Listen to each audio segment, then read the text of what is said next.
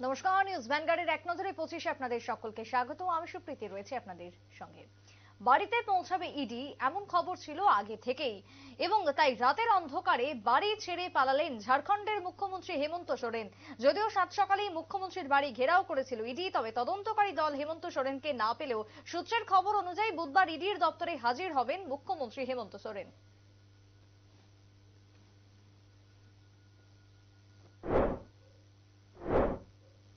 ৭৩তম জাতীয় জুনিয়র বাস্কেটবলের প্রতিযোগিতায় অংশগ্রহণ করবে রাজ্য দল। আগামী ৪ ফেব্রুয়ারি থেকে ১১ ফেব্রুয়ারি ভুবনেশ্বরে অনুষ্ঠিত হবে এই আসরে ১২ সদস্যের দল, যাদের হাতে তুলে দেওয়া হলো জার্সি এবং ক্রীড়া সামগ্রী। এনএসআরসিসির ইনডোর হলে উপস্থিত ছিলেন ত্রিপুরা বাস্কেটবল অ্যাসোসিয়েশনের চেয়ারম্যান তথা আগরতলা পুর নিগমের মেয়র দীপক মজুমদার, সংস্থার সভাপতি সঞ্জয় সাহা থেকে শুরু করে অন্যান্যরা। সুশাসনের ত্রিপুরায় আবারও বধূ হত্যার ঘটনা সামনে এলো। স্বামীর নির্যাতনের শিকার হয়ে অগ্নিদগ্ধ অবস্থায় মৃত্যু হলো এক গৃহবধূর। মৌমিতা দাস নামে 23 বছরের গৃহবধূর মৃত্যু হয় সোমবার জিবি হাসপাতালে। কাঞ্চনপুর এলাকায় ঘটে এই দুর্ঘটনা। 16 জানুয়ারি 15 দিন মৃত্যুর সঙ্গে পাঞ্জা লড়ে শেষ হলো গৃহবধূ মৌমিতা দাসের জীবন। স্বামীর বিরুদ্ধে থানায় মামলা করবে মৌমিতা দাসের পরিবার।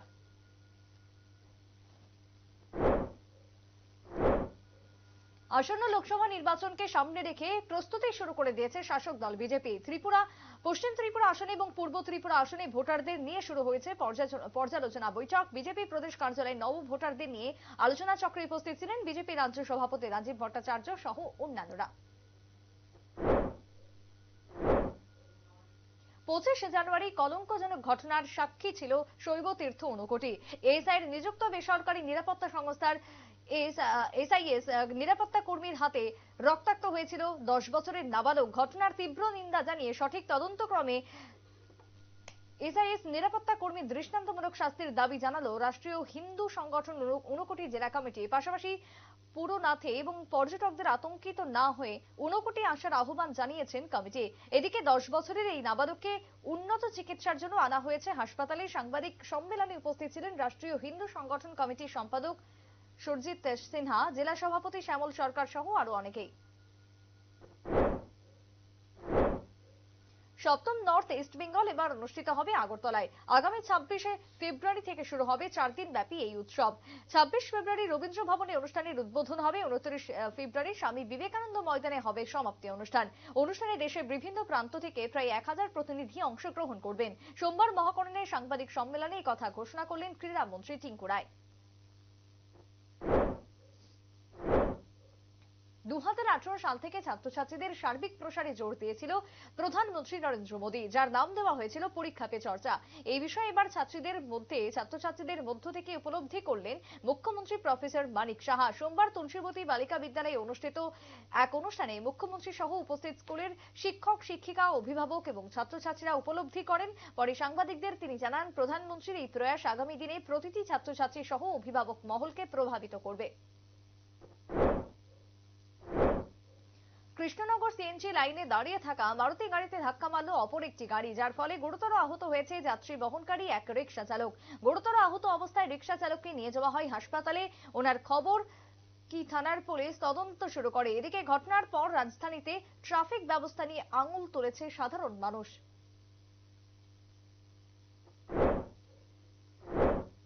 রাজ্যের সংবাদ জগতে আবারও শোকের ছায়া। প্রয়াত হলেন রাজ্যের বিশিষ্ট চিত্র সাংবাদিক দেবাশিস বড়ুয়া। গত বেশ কয়েকদিন ধরে আইসিইউতে ভর্তি ছিলেন তিনি। অবশেষে চিকিৎসকদের সমস্ত চেষ্টা ব্যর্থ করে সোমবার সকালে প্রয়াত হন এই চিত্র সাংবাদিক। প্রতিদিন আগরতলা প্রেস ক্লাবে যে সাংবাদিক একবার হলেও হাজির থাকতেন, সোমবার তিনি শেষবারের মতো হাজির হলেন। তবে সশরীরে নয়, নিথর দেহ এলো সববাহী গাড়িতে। এরপর শেষকৃত্যে যাবার আগে আগরতলা প্রেস ক্লাবে তাকে শেষ শ্রদ্ধা জানান প্রেস ক্লাবের সভাপতি জয়ন্ত ভট্টাচার্য, সচিব রমাকান্ত দে সহ অগণিত সংবাদ মাধ্যমের কর্মীরা। পরে বটতলা মহাশ্মশানে শেষকৃত্য সম্পন্ন করা হয়। বিনা বন্যায় ডক্টর কৌশিক দেবনাথের উপর অকথ্য নির্যাতন করেছে এসডিপিও প্রসূনকান্তি ত্রিপুরা এবং তার ছেলে মেয়ে। শুধু তাই নয়, বেশ কয়েকটি মিথ্যা মামলাতেও জড়িয়ে দেওয়া হয়েছে কৌশিক দেবনাথকে, যার কারণে গুরুতর অসুস্থ কৌশিক দেবনাথ ঘটনার সুষ্ঠু তদন্তের দাবি করেন প্রসূনকান্তি ত্রিপুরার বিরুদ্ধে উপযুক্ত শাস্তির ব্যবস্থার জোরালো দাবি জানানো হলো কৌশিক দেবনাথের বাবা সহ গোটা এলাকাবাসীর পক্ষে।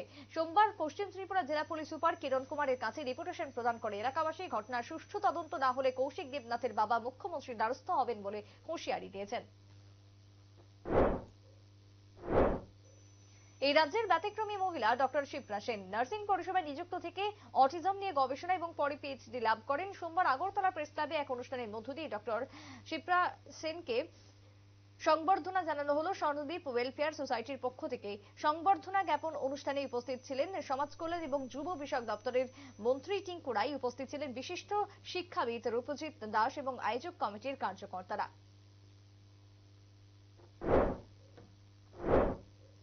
চতুর্থ খেলো ইন্ডিয়া বিশ্ববিদ্যালয় আসর এবার অনুষ্ঠিত হচ্ছে অসমে। এতে মোট 16টি ইভেন্টকে নিয়ে অনুষ্ঠিত হবে আসর, যার মধ্যে শুধুমাত্র যোগাসন প্রতিযোগিতা অনুষ্ঠিত হবে ত্রিপুরায়। আগামী 17 ফেব্রুয়ারি থেকে 19 ফেব্রুয়ারি রাজধানীতে অনুষ্ঠিত হবে এই আসর। আসরে 16টি রাজ্যের 8টি করে ছেলে মেয়েদের দলে অংশগ্রহণ করবে। রাজ্য সরকার, ক্রীড়া দপ্তর এবং ত্রিপুরা বিশ্ববিদ্যালয়ের যৌথ প্রয়াসে আয়োজন। 3 দিনের আসরে অংশগ্রহণ করবে 160 জন প্রতিযোগী। সোমবার মহাকরণে সাংবাদিক সম্মেলন করে আয়োজনের কথা ঘোষণা করলেন ক্রীড়া মন্ত্রী টিঙ্কু রায়।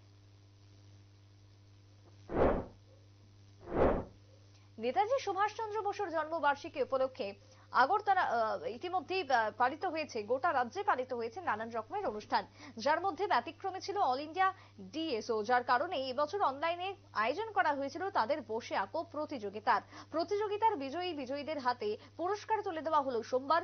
রাজবাড়ির সামনে পুরস্কার তুলে দেন অল ইন্ডিয়া ডিএসওর পক্ষ থেকে প্রতিনিধিরা।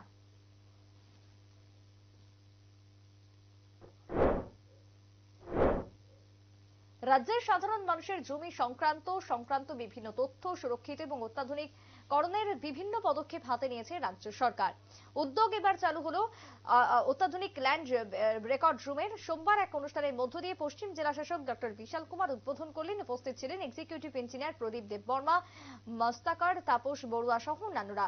ল্যান্ড রেকর্ড রুম চালু হওয়ার ফলে অত্যাধুনিক সুবিধা আসবে রাজ্যের মানুষের মধ্যে। কেন্দ্রের বিজেপি সরকারের একের পর এক জনবিরোধী নীতি, যে নীতির কারণে ক্ষতিগ্রস্ত সংযুক্ত কিষাণ মোর্চা সহ অন্যান্য সংগঠনগুলো, যার কারণে 2023 সালে 24শে অগস্ট দিল্লির তালকোটরা স্টেডিয়ামে অনুষ্ঠিত হয়েছিল এক কনভেনশন। সিদ্ধান্ত হয়েছিল 21টি দাবিকে সামনে রেখে গোটা দেশব্যাপী ধর্মঘট করবে সংযুক্ত কিষাণ মোর্চা সহ অন্যান্য দলগুলো। যদিও পরে 22টি দাবিকে সামনে রেখে এই ধর্মঘট ডাক দেওয়া হয়েছে। আগামী 16 ফেব্রুয়ারি গোটা দেশব্যাপী কর্মসূচি পালিত হবে। সোমবার সাংবাদিক সম্মেলনের মধ্য দিয়ে ধর্মঘটে শ্রমিক, কৃষক, সাধারণ মানুষ সহ প্রত্যেকে শামিল হওয়ার আহ্বান জানান সংযুক্ত কিষাণ মোর্চার রাজ্য সচিব পবিত্র কর। চোরাইবাড়ি থানার এনডিপিএস মামলায় অভিযুক্তকে আটক করে চোরাইবাড়ি থানার পুলিশের হাতে তুলে দিল সোনামুড়া থানার পুলিশ। সোনামুড়া থানাধীন ধুলিয়া এলাকার ডেলিভারি লিমিটেড নামে কুরিয়ার সার্ভিসের ম্যানেজার সঞ্জিত কুমার দাসকে চোরাইবাড়ি থানার মেসেজের ভিত্তিতে রবিবার আটক করে সোনামুড়া থানার পুলিশ। জানা যায়, অভিযুক্ত কুরিয়ার সার্ভিসের ম্যানেজার সঞ্জিত কুমার দাসের বিরুদ্ধে কুরিয়ার সার্ভিসের মাধ্যমে গাঁজা পাচারের অভিযোগ রয়েছে। এই বিষয়ে চোরাইবাড়ি থানায় একটি মামলা রয়েছে। তারই পরিপ্রেক্ষিতে চোরাইবাড়ি থানার প্রেরিত মেসেজের ভিত্তিতে সোনামুড়া থানার পুলিশ অভিযুক্তকে আটক করে এবং রাতেই চোরাইবাড়ি থানার পুলিশের হাতে তুলে দেওয়া হয়। আসন্ন লোকসভা নির্বাচনকে সামনে রেখে সোমবার সুরমা বিধানসভা কেন্দ্রের শান্তিরবাজার কমিউনিটি হলে বিজেপি দলের সাংগঠনিক বৈঠকের আয়োজন। সুরমা বিধানসভা কেন্দ্রের সাংগঠনিক বৈঠকে উপস্থিত ছিলেন সুরমা বিধানসভা কেন্দ্রের বিধায়িকা স্বপ্না দাস পাল, সুরমা বিধানসভার মণ্ডল সভাপতি সন্তোষ কুমার দাস, এসসি মোর্চার ধলাই জেলা সম্পাদক বিমল দেববর্মা, সুরমা মণ্ডলের সাধারণ সম্পাদক অমৃত লাল দাস থেকে শুরু করে অন্যান্যরা। 7টি বুথের বুথ সভাপতি, শক্তি কেন্দ্র, পঞ্চায়েতের উপপ্রধান উপস্থিত ছিলেন। প্রতিটি বুথে বিজেপির সংগঠন নিয়ে পর্যালোচনা বৈঠক হয় আজকের আলোচনায়।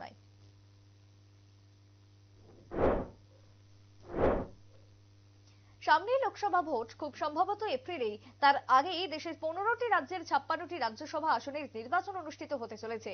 জাতীয় নির্বাচন কমিশন জানিয়েছে এই 56টি আসনের ভোট গ্রহণ হবে আগামী 27 ফেব্রুয়ারি। এরই মধ্যে 13টি রাজ্যের 50টি আসনের সদস্যদের মেয়াদ শেষ হচ্ছে আগামী 2 এপ্রিল। আর 2 রাজ্যের 6টি আসনের সদস্যদের মেয়াদ শেষ হবে 3 এপ্রিল। পশ্চিমবঙ্গ ছাড়াও যেসব রাজ্যে 27 ফেব্রুয়ারি রাজ্যসভা নির্বাচন হবে সেগুলি হলো উত্তরপ্রদেশ, মহারাষ্ট্র, বিহার, মধ্যপ্রদেশ, গুজরাট, অন্ধ্রপ্রদেশ, তেলেঙ্গানা, রাজস্থান, কর্ণাটক, উত্তরাখণ্ড, ছত্তিশগড়, উড়িষ্যা, হরিয়ানা এবং হিমাচল প্রদেশ।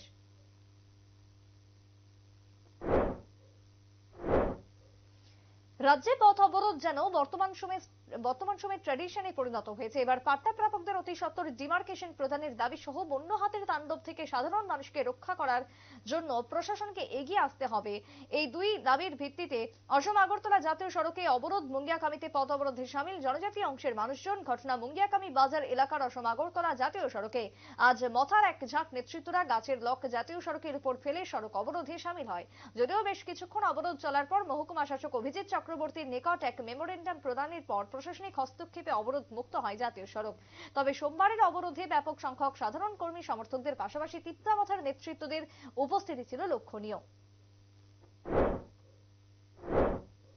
প্রথমবার রাষ্ট্রসংঘের অনুমতি নিয়ে গাজায় প্রবেশের অনুমতি দিল ইসরায়েল। রবিবার সেদেশের তরফে জানানো হয় ভূখণ্ডের পরিস্থিতি খতিয়ে দেখতে পারেন রাষ্ট্রসংঘের প্রতিনিধিরা।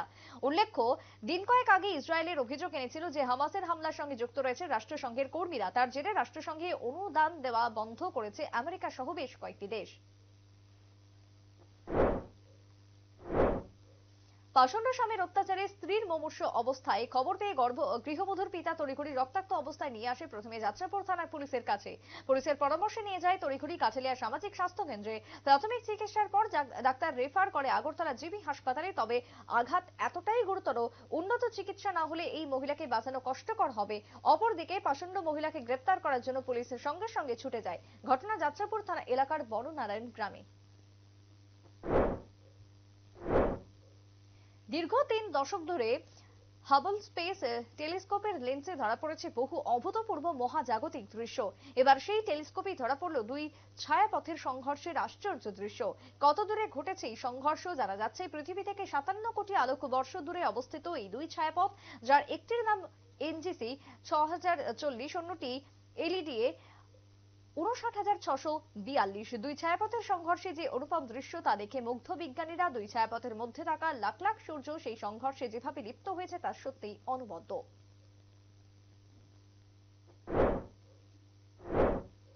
নজরে 2024 গোমতী জেলা কার্যালয়ে মহিলা স্বশাসক দল এবং এনজিও সম্পর্কে অভিযান সম্পন্ন। গোমতী জেলা বিজেপি কার্যালয়ে, যার নাম দেওয়া হয় শক্তি বন্দনা, প্রদীপ প্রজ্বলন করেন। অনুষ্ঠানের সূচনা করেন প্রদেশ বিজেপি রাজ্য সভাপতি সহসভানেত্রী পাপিয়া দত্ত, গোমতী জেলার বিজেপি সভাপতি তথা বিধায়ক অভিষেক দেবরায়, বিধায়ক রামপদ জমাতিয়া, বিধায়ক রঞ্জিত দাস থেকে শুরু করে অন্যান্যরা। অনুষ্ঠানে গোমতী জেলার 7টি মণ্ডল থেকে প্রতিনিধিরা অংশগ্রহণ করেন। অনুষ্ঠানে প্রধানমন্ত্রীর বিভিন্ন প্রকল্পগুলি নিয়ে আলোচনা করেন প্রদেশ বিজেপি রাজ্য বিজেপি সভাপতি পাপিয়া দত্ত। রেগার মজুরির দাবিতে সোমবার গন্ডাছড়া আমবাসা সড়ক অবরোধ করল শ্রমিকরা। সোমবার ভোর থেকে গন্ডাছড়া আমবাসা সড়কের তারাবন কলোনি এলাকায় উত্তর গন্ডাছড়া এডিসি ভিলেজের রেগা শ্রমিকরা পথ অবরোধে বসে। তাদের দাবি মজুরি বকেয়া প্রদান করতে হবে। শত শত পরিবার কাজ করে টাকা না পেয়ে তাদের সংসার অতিবাহিত করতে কষ্টে দিন যাপন করছেন। মজুরি না পেয়ে ওই সকল পরিবারগুলিকে সমস্যার সম্মুখীন হতে হচ্ছে। অবরোধের খবর পেয়ে ঘটনাস্থলে ছুটে যান ডুম্বুরনগর ব্লকের ব্লক আধিকারিক সহ বিশাল পুলিশ বাহিনী। দফায় দফায় আলোচনা করেন, কিন্তু অবরোধকারীরা সাফ জানিয়ে দেয় তাদের প্রাপ্য মজুরি না পেলে অবরোধ মুক্ত হবে না।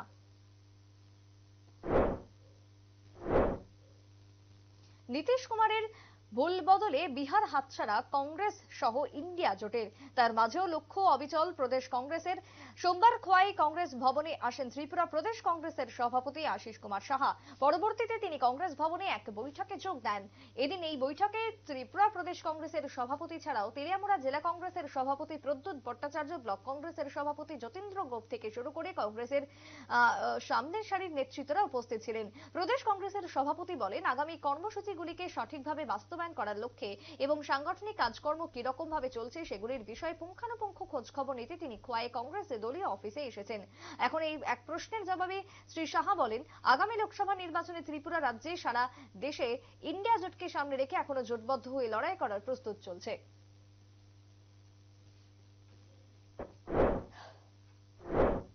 এখনকার মতো এক নজরে পৌঁছে পর্যন্তই। পরবর্তী নিউজ আপডেট এবং টকশো দেখার জন্য চোখ রাখবেন শুধুমাত্র নিউজ ভ্যানগার্ডের পর্দায়। নমস্কার।